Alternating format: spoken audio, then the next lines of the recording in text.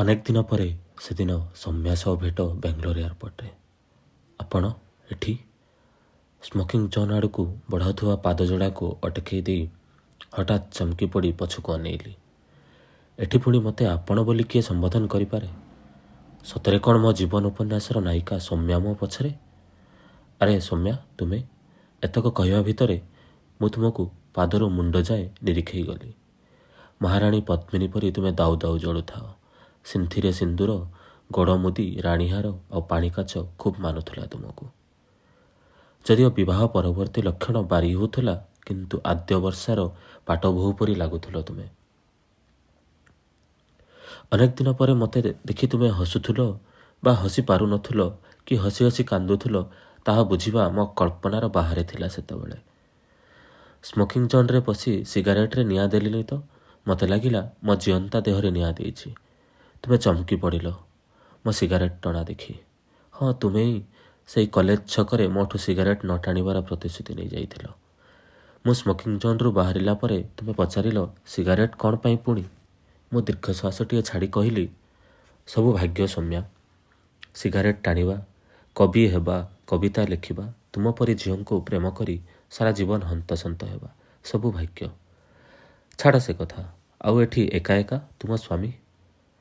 ସେ ଅଷ୍ଟ୍ରେଲିଆରେ, ତୁମେ ଉତ୍ତର ଦେଲ। ମୁଁ ବେଙ୍ଗଲୋରରୁ ଘରକୁ ଯାଉଛି। ଆଚ୍ଛା, ତାହେଲେ ମୋ ସହର ଭଦ୍ରକକୁ ଯିବା ହେଉଛି। ତୁମେ ପଚାରିଲ, ଭଦ୍ରକ କ'ଣ ମୋ ସହର ନୁହେଁ କି? ମୁଁ କହିଲି, ବାହା ହେଲା ପରେ ଝିଅ ଆଉ ଜନ୍ମିତ ସହରକୁ ନିଜର କହିପାରେନି କି କରିପାରେନି ସୌମ୍ୟା। ତୁମେ ହସିଲ କୃତ୍ରିମ ହସ। ନିଜ ସହରରେ ବାହା ହେବାର ଭାଗ୍ୟ କରିଥିଲେ ଅନ୍ତତଃ ଏତକ କହିପାରିଥାନ୍ତି। ବେଢଙ୍ଗି ଆଉ ଖିଆଲି ସ୍ୱରରେ ମୋତେ ପଚାରିଲ, ଶୁଣିଲି ଆଜିକାଲି କ'ଣ ଖୁବ୍ ଲେଖୁଛ କବିତା ଆଉ ଗଳ୍ପ?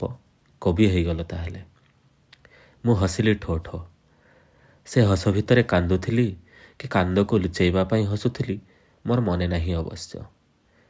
ତୁମେ ଲୁହବତୁର ଆଖିରେ କହିଲ, ଏବେ ବାହା ହୋଇଯାଅ ଅମନ। କେତେଦିନ ଏମିତି କଷ୍ଟ ଦେଉଥିବ ନିଜକୁ? କେତେଦିନ ଆଉ ମୋତେ ଗୋଟାଏ ବେଇମାନ ଝିଅର ବୈତରଣୀରେ ବୁଡ଼ାଇ ମାରିବ? ମୁଁ କହିଲି, ତୁମେ ଛାଡ଼ିଯିବା ଦିନଠୁ ମୁଁ ତୁମ ନାଁ କାହା ଆଗରେ ବି ଧରି ନାହିଁ ଆଯାଏ। ତୁମେ କହିଲ, ମୁଁ କିନ୍ତୁ ତୁମ ପ୍ରତ୍ୟେକ କବିତାରେ ନିଜକୁ ପାଏ, ନିଜକୁ କଷେ। ଯଦି ମୁଁ ଥାଆନ୍ତି ତ କ'ଣ ହେଇଥାନ୍ତା? ଆମେ କେମିତି ରହୁଥାନ୍ତେ? କେତେ କଥା ଭାବେ ଅମନ। ତୁମେ ନ ରହିବା ପଣରେ ଏ କବିତା ହିଁ ତ ମୋତେ ବଞ୍ଚାଇ ରଖିଛି ସୌମ୍ୟା। ଏ କବିତା ଗୁଡ଼ାକ ଭିତରେ ମୁଁ ଜୀବନ ଜୀଇବାର ଶକ୍ତି ପାଇଛି। ତୁମେ କହିଲ, ତଥାପି ମୋ କଥା ରଖ ଅମନ, ବାହା ହୋଇଯାଅ ତୁମେ ଏଥର। ତୁମ ପାଇଁ ତ ଏବେ ବି ପାଗଳ ଅନେକ ଝିଅ। ସେ ସୁସ୍ମିତା ହେଉ ଅବା ସୌଦାମିନୀ ହେଉ, କିମ୍ବା ରିଚା ହେଉ ଅଥବା ସ୍ୱାତି ହେଉ, କାହାକୁ ବି ତ ବାହା ହେଇପାରିବ। ମୋତେ ଅବ୍ୟକ୍ତ ଯନ୍ତ୍ରଣାରୁ ମୁକ୍ତି ଦେଇପାରିବ। କିଛି ନ କହି ମୁଁ ପଶିଗଲି କୁହୁଳିଆ ସ୍ମୋକିଂ ଜୋନ୍କୁ ପୁଣି ଥରେ। ତୁମେ ବାହାରେ ସେମିତି ମୋତେ ଦୋଷୀଟିଏ ପରି ଅନେଇଥାଅ। ମୁଁ ପୁଣି ଜଳେଇଲି ଗୋଲ୍ଡ ଫ୍ଲେକ୍ରୁ ଖଣ୍ଡେ। ଗୋଲ ଗୋଲ କରି ଧୂଆଁ ଛାଡ଼ିଲି ଉପରକୁ।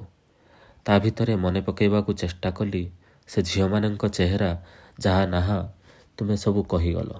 ଯାହା ନା ତୁମେ ସବୁ କହିଗଲ। କିଛି ମନେ ପଡ଼ିଲାନି ମୋର। ଖାଲି ମନେ ପଡ଼ିଲା ଯାହା ବାବୁଲ ସୁପ୍ରିୟଙ୍କ ବାଟରେ ଚାଲୁ ଚାଲୁ କେବେ କିଏ ଦେଖା ହୁଏ ସବୁ ମନେ ରହେ ନା, କିଛି ଲୋକ କିଛି ଚେହେରା ମନେ ରହେ, କେବେ ଭୁଲି ହୁଏ ନା। ହଁ ସୌମ୍ୟା, ତୁମ ଛଡ଼ା ଆଉ କାହା ଚେହେରା ମୋ ସାମ୍ନାକୁ ଆସୁ ହିଁ ନଥିଲା ଶତ ଚେଷ୍ଟା ପରେ ବି।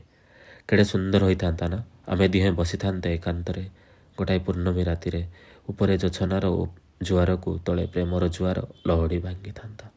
ହେଲେ ସୌମ୍ୟା, ମୁଁ ପରା ଅଭାଗାଟିଏ। ଭଗବାନ ମୋତେ ଗୋଟାଏ ପୂର୍ଣ୍ଣମୀ ରାତିକୁ ଭୋଗିବାକୁ ଆଶୀର୍ବାଦ ଦେଇନାହାନ୍ତି।